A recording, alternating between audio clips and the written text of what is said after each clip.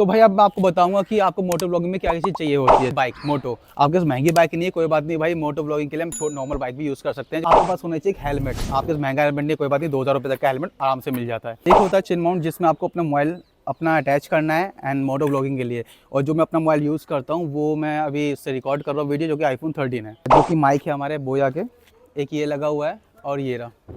Okay, तो ये mic है, अप्रॉक्सीमेटली इसकी वैल्यू 3800 रुपीज़ है फ्लिपकार्ट में। तो इन सब के मैं लिंक आपको डिस्क्रिप्शन में दे दूंगा, तो वहाँ से परचेस कर लें जाके। ये सेफ्टी टूल है, ग्लव्स अच्छे होने चाहिए और हेलमेट भी।